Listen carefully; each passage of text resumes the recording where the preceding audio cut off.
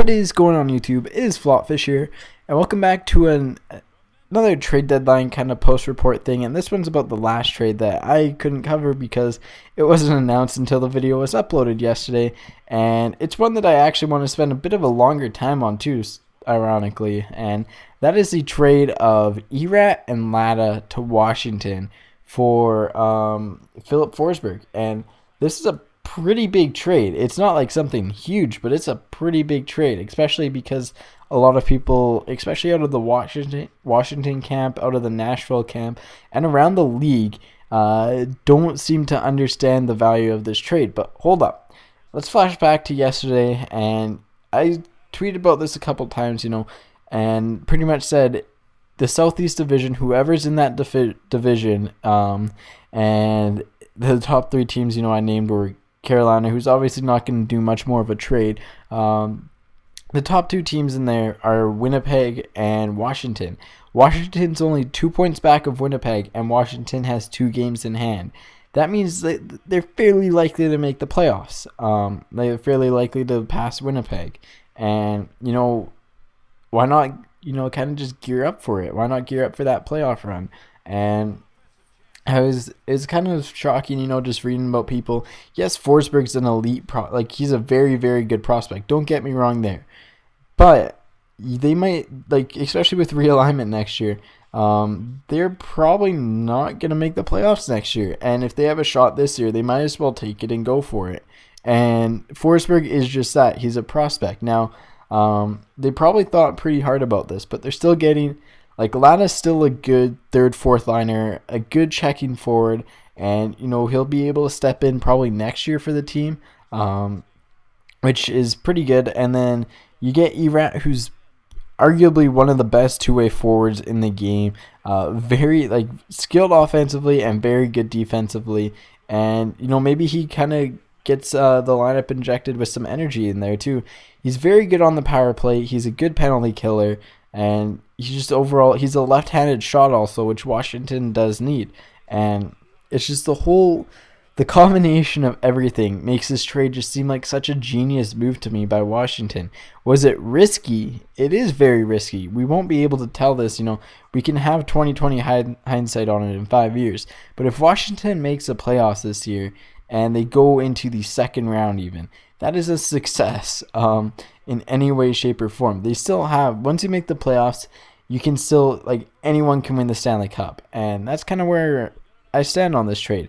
They made a trade that can get them in position to win this year, and they can win fairly well this year, It's all your perspective on it, and that's kind of one of the tough things to wrap your head around.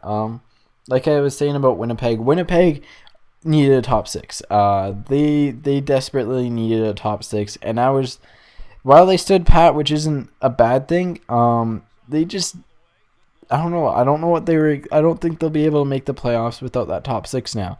And I was kind of anticipating them trading for one when I made my predictions, but they ended up not doing it, and that was kind of shocking to me.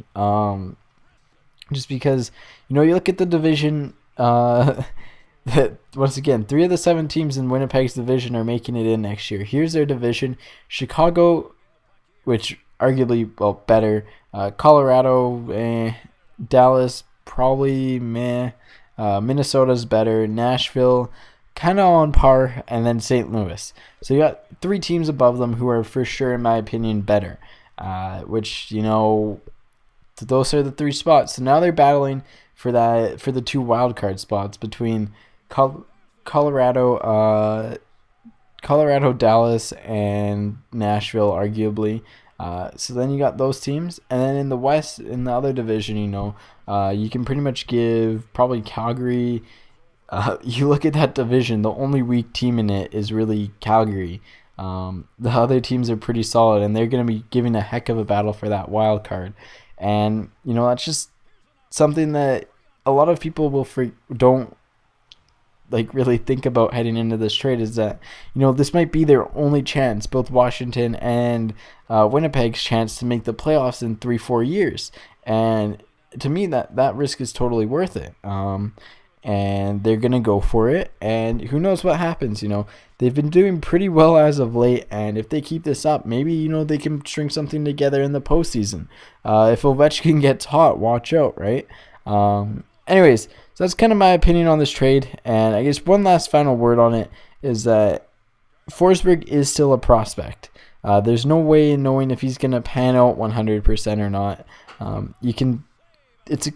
This trade is a very good calculated risk, and it is a very good trade for Washington because they're getting something they need in their lineup right now. And yeah, so anyways, guys, that's about it for this video. Overall view, Erat, the trade for Erat was very good by Washington. Yes, they gave up an elite prospect for him, like probably one of their best prospects for him, but they're getting a player who can help them right now, that they need right now, and they can make the playoffs, which is something they might not be able to do in a little bit, for a couple years at least. And anyways, guys, as always, if you enjoyed the video, leave a like. Feel free to subscribe if you want to hear about hockey more.